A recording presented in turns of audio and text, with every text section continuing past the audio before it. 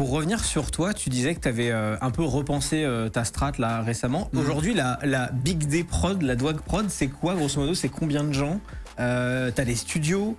Est-ce que tu te vois? Alors je pense que t'es le genre de personne, à mon avis, qui aura jamais pas une présence publique parce que ça fait trop partie de toi. Mais est-ce que tu te vois passer plus en prod? C'est un truc qui t'intéresse?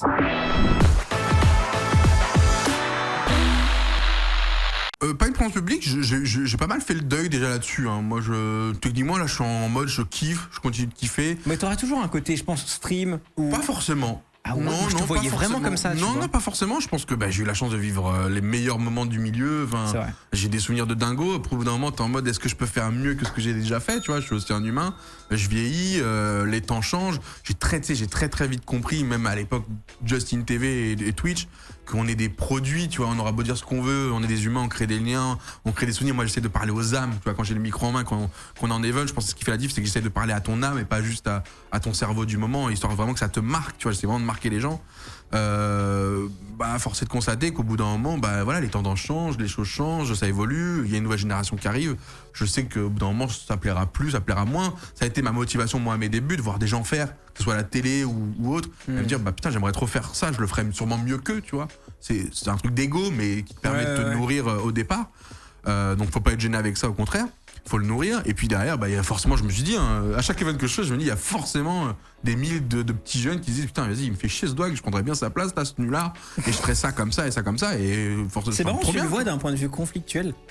Conflictuel? Je suis en mode full psy là. Mais vas-y, le premier réflexe quand tu m'as dit ça, c'est que t'as dit genre, je prenais sa place, cet enfoiré et tout. Peut-être qu'ils sont juste méga inspirés et il y a pas forcément... Alors, parce que moi, je l'ai vécu comme ça. Moi, je l'ai vécu en peut-être, effectivement. Moi, je fais partie de cette personnalité, tu sais, j'ai faim, je veux tout de suite, je veux être tout, je veux être dans tout. Je veux prendre tous les rôles, je veux tout faire, je veux tout. Et au bout d'un moment, tu comprends que c'est horrible d'avoir quelqu'un à tes côtés qui est comme ça en train de vouloir tout absorber. Et donc après, t'apprends à rester à ta place, t'apprends à faire juste. Tu vois, avant, je le dis ça, mais avant, j'essayais d'être partout. Maintenant, j'essaie juste d'être juste là où je suis.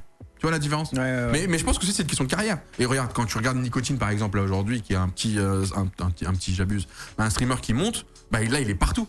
Et en fait, c'est juste que c'est humain, c'est que t'as rien, on te donne un peu, on te donne après l'opportunité d'avoir tout. Donc tu vas et donc en fait tu dis oui. Et t'as le fameux, je dois apprendre à dire non. Pour ton bien à toi, pour le bien de ton image aussi. Pour plusieurs choses, tu dois apprendre à dire non. Et du coup, j'ai dû apprendre un peu à dire non, même si j'ai toujours un peu du mal aujourd'hui. La preuve, je suis là aujourd'hui. On fait de l'humour aussi, on fait de l'humour. Non, mais du coup, je sais pas dire non, ou en tout cas, j'ai du mal à dire non. Je passe souvent maintenant par d'autres personnes pour dire non à ma place. Ça, c'est le luxe d'aujourd'hui. Mais ouais, parce que je pense que je suis un peu sensible, tu vois. Et puis, c'est aussi une force. Tu vois, je le dis en mode, c'est dur au quotidien d'être sensible ou même hypersensible. Par contre, c'est une force. Ça fait que j'ai une empathie quand même très développée. Ça fait que j'arrive à lire sur un message Twitch un peu, tu vois, ce qu'il en découle. Et ce qui fait que je peux ressentir quand j'ai un invité. Que je suis en interview, je peux ressentir si la personne est à l'aise, pas à l'aise, etc. Puis orienter mes questions en fonction pour déjà la mettre à l'aise, puis ensuite aller dans les chemins un peu plus complexes. Donc c'est un vrai plus, mais qui du coup existe au quotidien et tout le temps. Et du coup, aujourd'hui, t'es entouré comment? Genre, ça ressemble à quoi les équipes que t'as comment tu bosses? Pas forcément très entouré en termes de nombre, alors qu'on a beaucoup d'intervenants externes. Pas forcément en termes de nombre, tu vois, mais c'est marrant de voir quel profil t'as choisi, comment t'as réfléchi ton truc. Tu vois. Bien sûr. Très vite, j'ai essayé, moi, au niveau administratif, de me soulager. Tu sais, je fais partie de ces gens bordéliques. Je sais pas, je pense qu'il y en a beaucoup. C'est ma chambre, elle est en bordel, mes idées sont en bordel, mais du coup, je suis constamment dans du tac. Comptable. Alors, pourtant, j'ai fait des études de comptabilité. Hein. Sérieux? Ouais, vraiment, je suis assez doué là-dedans. Mais pourtant, j'ai très vite compris que l'administrative, ça use l'esprit, ça use le temps. Et en plus, l'administratif français, alors je crois que ça s'améliore un peu, j'ai plus trop la tête dedans, mais à l'époque, c'était un enfer. Tu vois, ça l'est toujours autant. Hein, mais... Faut encore faire les déclats de TVA trimestriels. Oui, mais bon, maintenant, tu peux automatiser, t'as des logiciels qui t'aident beaucoup plus. Tu vois, si t'es un peu malin, t'as l'IA, tu vois ce que je veux dire. Entre nous aujourd'hui, je serais encore comptable. L'IA ferait 80% de mon boulot, hein. Faut pas te mentir. Hein, sinon, toutes les datas de tes clients sont chez OpenAI. Alors ça, c'est le bilan là. Ça, j'avoue que j'ai pas pensé. Putain, pour le gars qui pré-shot tout là. Non mais qui va hack OpenAI? C'est OpenAI qui va hack le reste, non? J'espère pour eux. Je sais pas comment ça marche. T'es mieux informé que moi. Mais pour te dire, effectivement, l'administratif, j'ai très vite compris. Mec, ma meilleure vie, c'est qu'à un moment, j'ai ménagé à Marseille pour Millennium et j'avais jamais déclaré mon adresse. Je sais même pas comment j'ai pu faire ça. Du coup, je n'ai reçu aucun courrier de ma vie pendant genre 4 ans, mec. La sérénité. Mais c'est trop bien, mais je n'ai jamais ouvert. J'avais une boîte aux lettres, je crois là-bas, je l'ai jamais ouverte pendant 4 ans. Alors il y avait 2-3 trucs que je pouvais faire en ligne. C'est marrant, j'ai reçu des arriérés d'un Non, mais gars pas, qui s'appelle parce que- DG Philippe. Non, j'étais auto-entrepreneur. Non, parce que ça allait chez ma mère, pardon. Ces trucs-là d'auto-entreprise allaient chez ma mère et ma mère me l'envoyait et je payais mes TVA, je payais mes. Donc non, jamais trop de problème C'était d'arriérés. genre assignation, je sais plus. Non, j'ai jamais. Après, peut-être, hein, mais en tout cas, le fait de pas avoir de boîte aux lettres, mec, c'était trop bien. J'ai adoré Ouais. cette époque. Et donc, ouais, l'administratif, je m'en suis Mais très c'est vite un peu la soulagé. technique de si je ne vois pas les mails, ils ne peuvent pas me faire de mal. Un tu peu, vois. tu sais, Genre, il n'existe pas. Tant que je l'ai pas vu, ça n'existe pas. Et je crois que la France, un peu, ça te protège un petit peu, d'où les recommandés et compagnie. Ouais. N'allez jamais chercher à recommander. Pourquoi Quoi faire. C'est forcément des emmerdes. Pourquoi Mais donc, ouais, t'as commencé par Donne les bons l'administratif. Ouais, déjà, donc ça veut dire comptable et compagnie, Ouais. c'était mes premiers sous que j'investissais là-dedans jusqu'à trouver quelque chose de beaucoup plus concret. Parce que j'avais la notion de comptabilité et je savais que c'était important. Et puis mon père était entrepreneur, donc j'avais aussi cette notion Ouais, de. ouais, très vite, cadré. L'État ouais. peut vite, tu vois, te tomber dessus, donc soit carré. Et en plus, j'avais anticipé que tout allait s'informatiser. Et donc j'étais en mode, les douilles de mon daron, là, que lui a pu faire. Jamais de la vie. Moi, ça marche pas. Moi, Ouais. déjà, nous, on n'a jamais de cash, par exemple. J'ai jamais de cash, jamais. C'est très rare. Alors peut-être que tu me diras aujourd'hui, beaucoup de gens vont dire bah oui, nous non plus, parce que c'est devenu normal de plus avoir de cash. Mais on va dire ça à mon père qui a fait du business, de tout, tu vois ce que je veux dire. Le cash coulait à flot et allait de partout et il transportait des mallettes d'un pays à un autre, quoi. Enfin, sorry, quoi. C'était ça la vie à l'époque, les gars. Fallait réussir son bout de pain. Aujourd'hui, c'est impossible. Ok. Ah non, bah, frérot, c'est très très connu. Hein. Ah ouais, ok. Bah oui, C'est oui, drôle. tu t'amenais ça au bled, t'amenais 5 000, 10 000. Tu faisais trois petits voyages dans l'année, tu faisais 3 Les fois. valises sur le Citroën, let's go. Ouais, non, même par l'avion, mec. Par l'avion, tu passais free à l'époque. Maintenant, aujourd'hui, c'est beaucoup plus compliqué. Donc, bon, dans tous les cas, on n'a plus de cash. Et puis, du coup, au-delà même du cash, le cash faisait que tu pouvais, entre guillemets, jouer des déclarations et compagnie. Bon, pas des choses qu'on conseille. Mais pour dire que c'était un monde qui existait. Forcément, dans les commerçants d'époque, c'était quelque chose qui existait, qui était plus dur à traquer. Et je crois que le but d'un État, c'est de maximiser le fait que tu ne puisses plus faire ça. Tu sais, c'est un jeu pour moi de chat et de souris qui existe, qui est en mode, bah, c'est au but de l'État de réussir ça. Et là, force est de constater qu'on arrive sur la fin du game. Ça va devenir Que, les gars, complicado. Ouais. c'était lose déjà de départ et que c'est full lose aujourd'hui, tu vois. C'est full lose. Moi, alors putain, je suis désolé, on fait parenthèse sur parenthèse, Ouais. mais pour moi, il y a une génération entière qui va se faire rattraper par la patte patrouille là. Ok. C'est tous les gamins qui se sont crus malins en ouvrant des cartes de crédit Binance.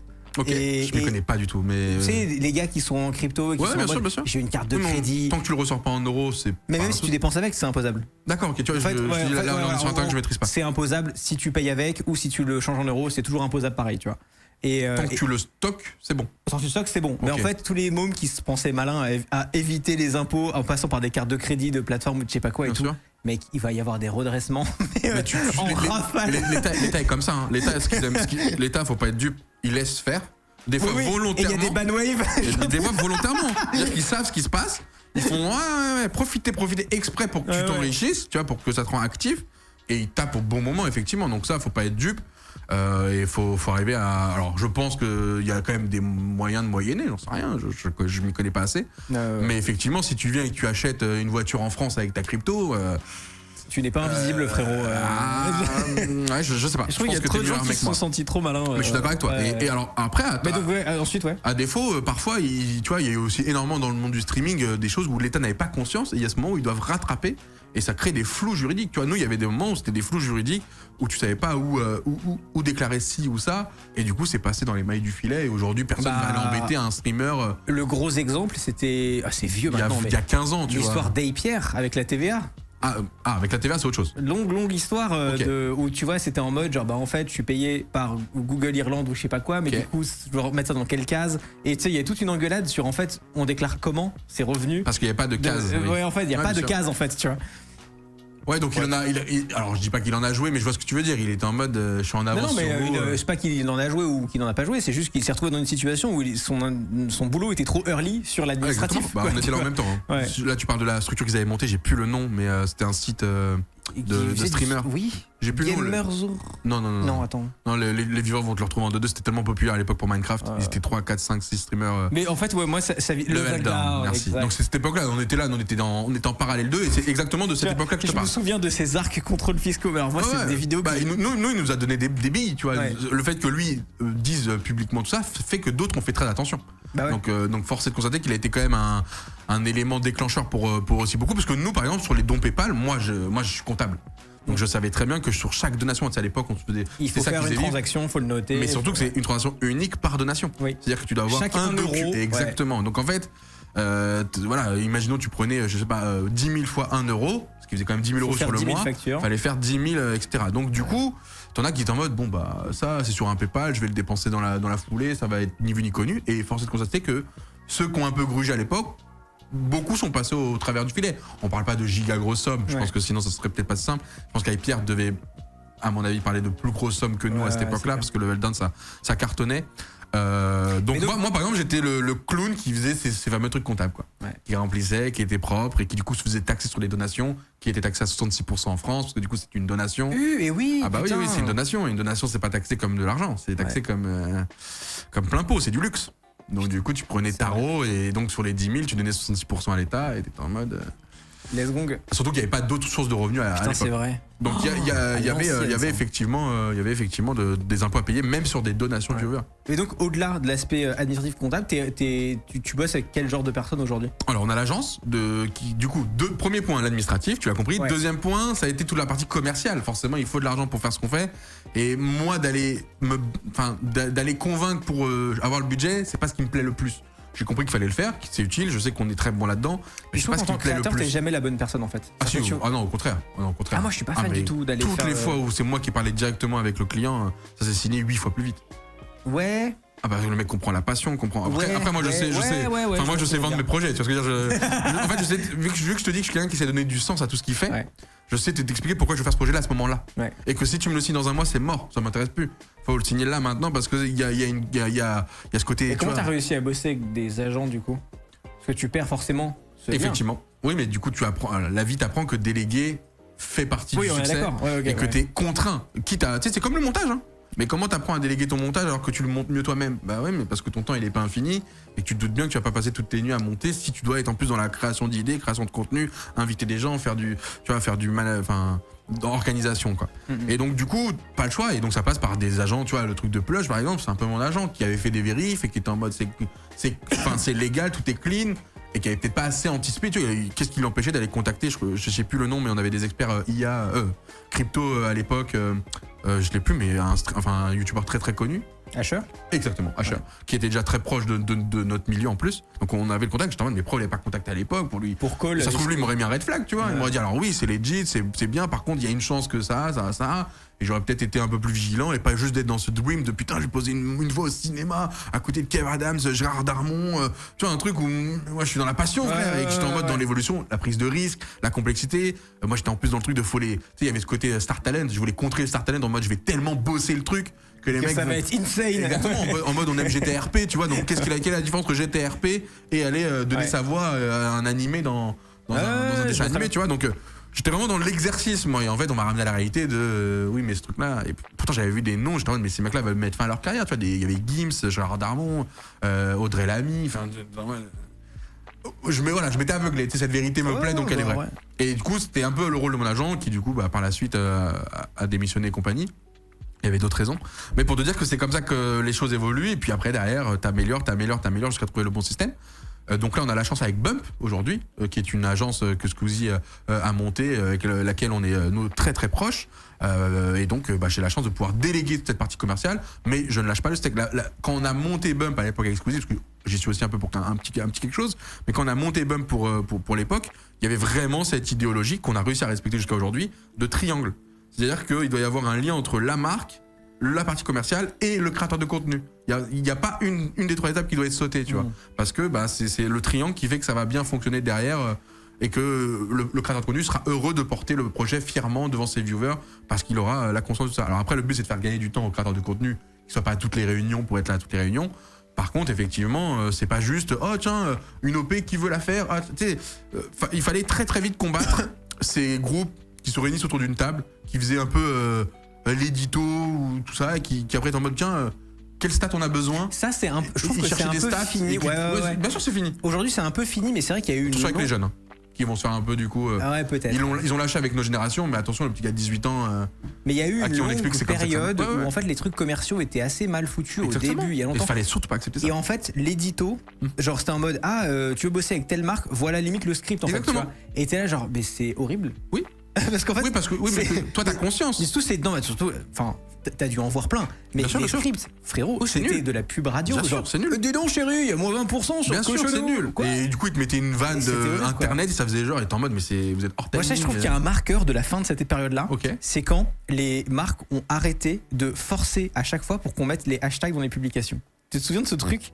C'était insupportable. Le hashtag publicité, lequel? Non, genre ils ont un oui. hashtag pour le P. Hashtag for reals events. Hashtag vivez les soldes, tu vois. Et en fait, c'est cet usage de hashtag qui est pas du tout naturel et machin. vrai. Et c'était C'est insupportable. vraiment que c'est l'analytique de Twitter. En mode, on a analysé Twitter, il faut des hashtags. Parce Ouais, que nous, c'est on ça. en mettait. Moi, quand je faisais un concours, je mettais un hashtag trop cool. Et tu voyais bien que le hashtag, il était spammé. Ouais. Donc, je peux comprendre qu'après, le mec derrière dans une OP, il se dit putain, Mais ça du coup, fait du reach, ils ont ça. pas lâché ça pendant des T'as raison, années. t'as raison. Alors que ça bidait, hein. Oui, Il y a c'est aucun que hashtag des qui hype. perçait comme ça. Hein. T'as raison. Mais c'était dans l'idéologie de peut-être ça perce. Et quand peut-être ils ça- ont lâché le truc du hashtag, j'étais genre yes. Putain, j'avais oublié ça. Moi, Ah j'étais ouais. sur les hashtags non, ça, de publicité, des trucs obligatoires pour la transparence. Mais j'entends. Et donc forcément, le côté agent, j'ai eu besoin très très vite de m'entourer là-dessus pour pouvoir aussi. En fait, c'est aussi épuisant mentalement, tu sais, de devoir parler de ces projets-là à des gens qui ne connaissent même pas Twitch. Le travail, tu pars de loin. Donc en fait, Ah putain, je vais t'amener là-dessus aussi. ils amorçaient un peu le travail et du coup, pire, toi, t'arrivais Ça dans un m'intéresse. second temps où c'était un peu plus armé. Aujourd'hui, c'est un peu plus simple parce qu'il y a des exemples. Tu vois, les gros events. Et bizarrement, les events, on les a aussi poussés pour ça. Ça sert de référence, tu vois. Ouais, c'est vrai. Et donc j'avais peur, hein, parce que toi, tu dis effectivement les hashtags et compagnie. Moi, j'avais peur qu'ils disent, ok, le petit de 18 ans qui commence à persouiller sur TikTok, lui, il sait pas que les grands ont pas perfait comme ça. Donc on va peut-être dire au petit 18 ans, mais tu sais qu'un Squeezie, il est devenu Squeezie parce qu'il faisait nos scripts. Le petit 18 ans, comment il peut putain. savoir que tu mens? Donc le petit 18 ans, il va suivre le script. Et en fait, J'avais pas pensé à ça. eux vont avoir in fine leur publication exactement comme ils le souhaitent, Ouais, full c'est vrai. publicitaire dégueulasse. Et le petit 18 ans qui sera en mode, putain, ça fait 15 publicités, je perce toujours pas là. Comment il a fait Squeezie? Et en fait, Squeezie n'a jamais fait ça, bro. Et en fait, c'est parce que nous, on n'a pas été peut-être assez transparent. Là, on l'est beaucoup plus tous. Parce que les gens ont compris qu'il y avait de l'économie qui se générait dans le milieu, que aussi il fallait, on est tous maintenant des entrepreneurs, on gère des sociétés, des employés. Donc avant il y avait un flou de, en fait c'est mon pote dans sa chambre, tu vois, il y avait cette déconnexion qui était un peu encore là. Mais du coup j'avais très peur de ça. Et donc je demandais moi en tout cas à beaucoup de collègues d'être le plus transparent possible sur plein de points, sur comment se passent les opérations commerciales, comment se passe le côté éditorial dans ton esprit et compagnie, pour justement au moins, tu vois, avoir cette base. donc- Après c'est la production. Après ça va être la technique. Après, voilà, c'est que de la prod de technique, contenu, ouais. manager, tous les métiers qui gravitent autour, un cadreur, ingé son, ingé lumière aujourd'hui parce qu'on a un ingé lumière, je pense qu'on a le meilleur de France qui est chez nous au niveau ingé light du stream game, parce qu'après il y a la télé, ça c'est encore autre chose.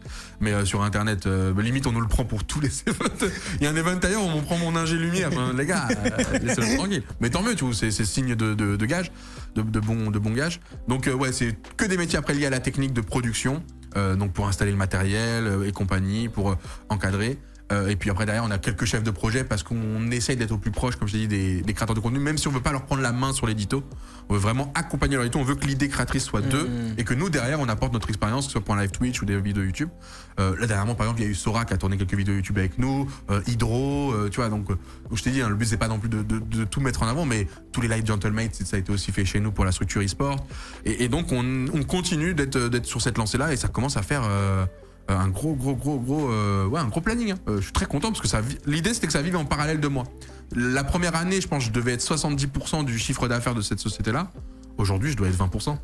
C'est génial. C'est génial. Tu vois, alors, Non mais en vrai, c'est une alors pure avant, bonne je gagnais nouvelle. beaucoup d'argent, maintenant je gagne plus de thunes. C'est génial. Non, mais c'est- j'abuse. Mais Ça veut alors dire que je- le machin T'as a une tout vie compris. en fait. T'as tout tu vois. compris. Et ça, c'était mon rêve le plus absolu, que ça vive sans moi, quoi. Sans Ouais. mon nom, et que ça soit plus la qualité du service et le prix du service Ouais. et la tranquillité du service. Parce que ça, je mets beaucoup en avant. On a choisi un lieu très spécifique, un endroit très spécifique pour la tranquillité, pour justement que les créateurs de contenu se sentent chez eux.